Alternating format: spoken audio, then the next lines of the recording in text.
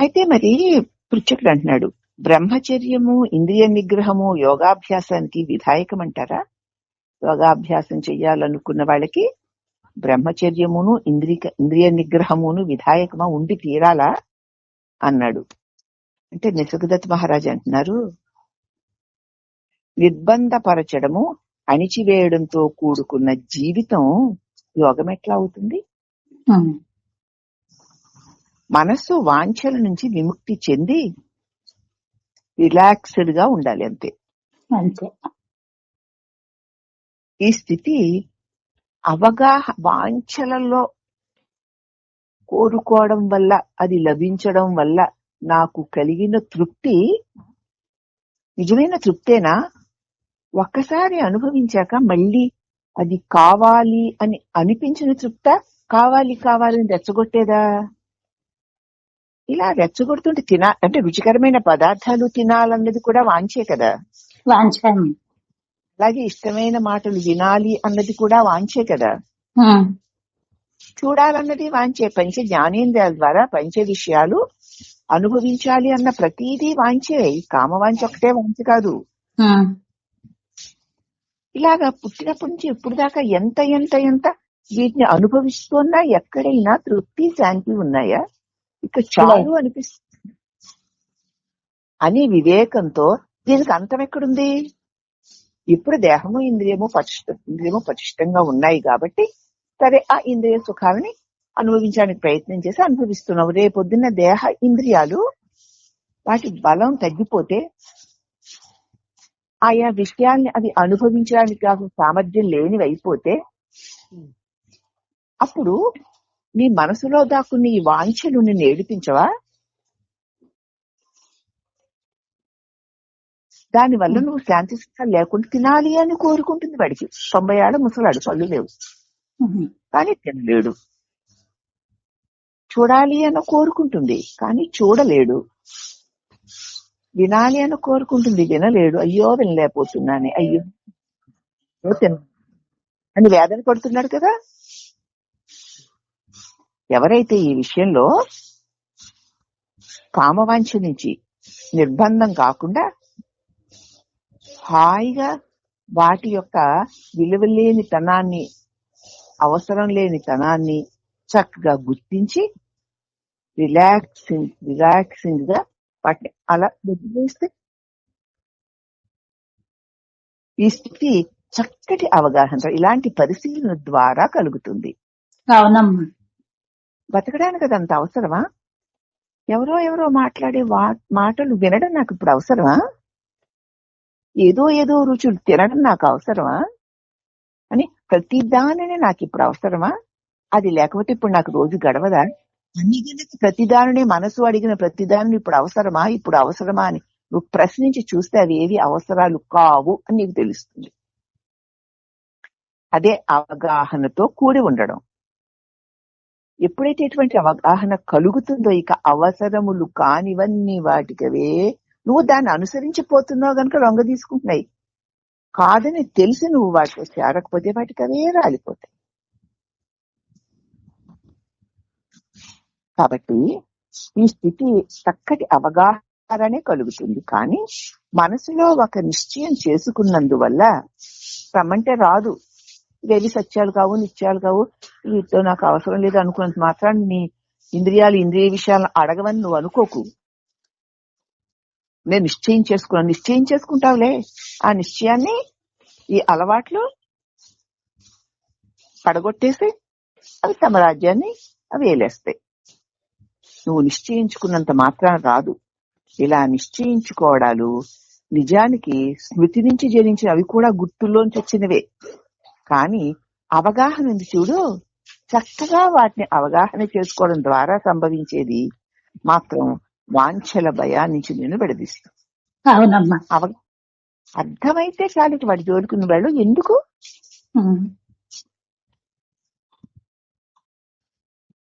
అది పాము అని తెలిసాక దాని దగ్గరికి వెళ్తావా? వెళ్ళావు కదా.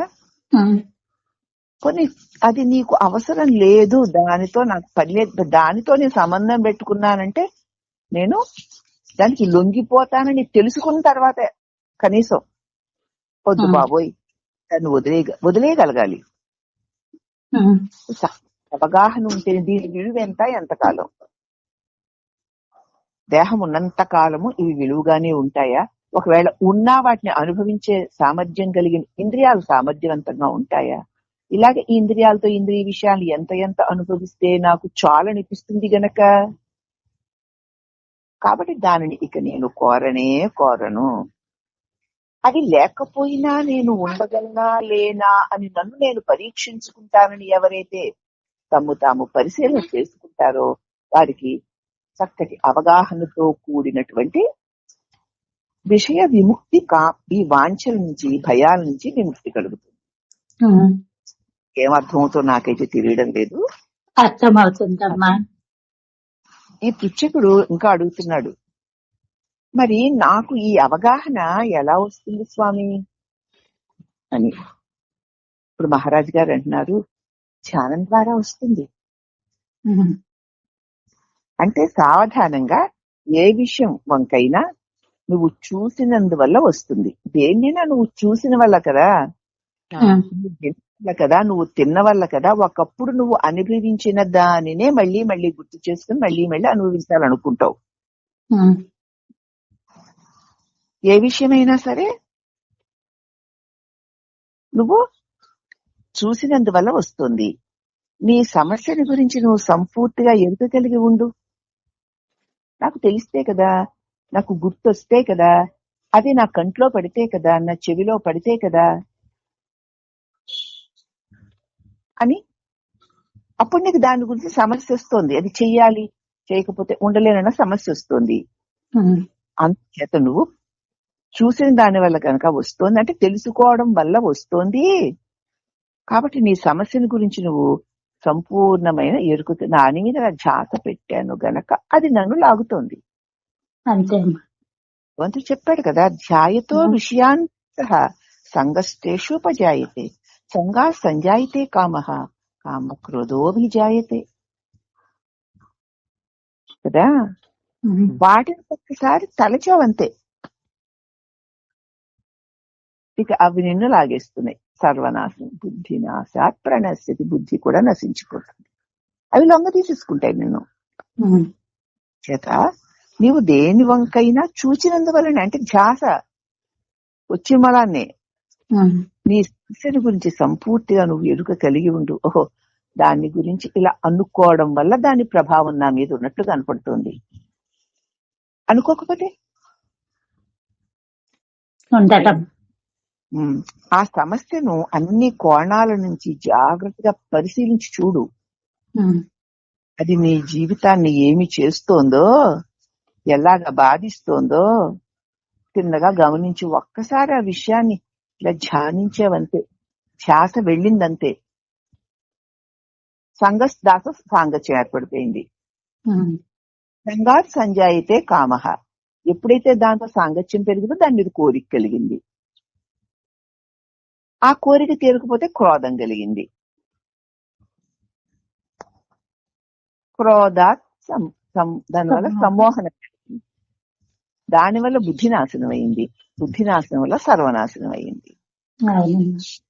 నీకు ఆ విషయ ధ్యాస రాలేదనుకో, అప్పుడు ఎంత బాగున్నావు. మరి ఆ విషయ ధ్యాస వచ్చినప్పుడు దాని వల్ల కలిగే ప్రమాదాన్ని నువ్వు గుర్తు చేసుకో, దానికి ఇంకో లొంగవు. అది అవగాహన అంటే. కాబట్టి నువ్వు ఆ విషయాన్ని గురించి, ఆ సమస్యను గురించి సంపూర్తిగా ఎరుక కలిగి ఉండు. ఆ సమస్యను అన్ని కోణాల నుంచి జాగ్రత్తగా పరిశీలించి చూడు. అప్పుడు అది నీ జీవితాన్ని ఏమి చేస్తోందో, ఎలా బాధ పెడుతోందో నీకు తెలుస్తుంది. దానికి లొంగిపోవడం కదా ఇంత బుద్ధి నాశనం అయిపోయింది. ఇదంతా క్షుణ్ణంగా చేసిన తర్వాత దాని సంగతి పూర్తిగా వదిలేయి అంతే. అంతకంటే నువ్వేమి చేయక్కర్లేదు. తెలుసు, దాని జోలికి వెళ్తే ఇది జరుగుతుంది అని ఊరికి ఇంక దానికి మళ్ళీ స్మరించకు, వదిలే. ఏ ఇంద్రియ విషయమైనా సరే అప్పుడు పిచ్చికుడు అన్నాడు, అలా చేస్తే అది నాకు విముక్తి సాధించి పెడుతుందంటారా స్వామి? నిసర్గదత్ వారు అంటున్నారు, నీకు ఏది పూర్తిగా అర్థమైంది, ఇప్పుడు నేను చెప్పిన దానిలో నీకు ఏది పూర్తిగా అర్థమయ్యిందో, దేనినైతే నువ్వు చక్కగా అవగాహన చేసుకుంటావో దాని నుంచి నువ్వు విముక్తి పొందినట్లే. నీకు ఇప్పుడు నేను చెప్పింది ఏదైతే పూర్తిగా అర్థమయ్యిందో, దేనినైతే నువ్వు చక్కగా అవగాహన చేసుకున్నావో అప్పుడు నువ్వు దాని నుంచి విముక్తి పొందినట్లే.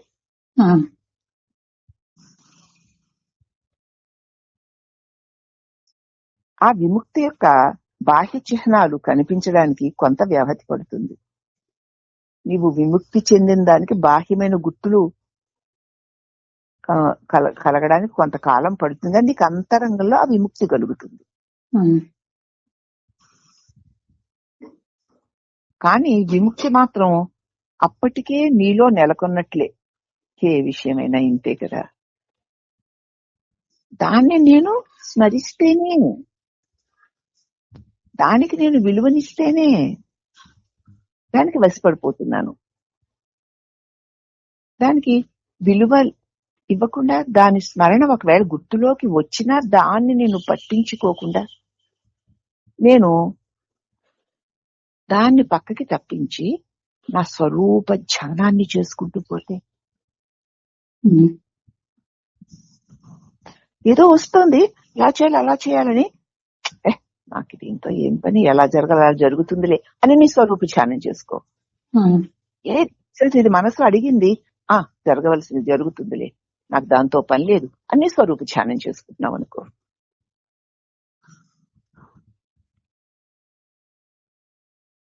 కాబట్టి నీకు విముక్తి మాత్రం ఇది గనక అర్థమైతే నీ లోపల విముక్తి నెలకొన్నట్లే. మరీ నేను పక్వమైపోవాలి ఇప్పుడే అని ఎదురు చూడకు.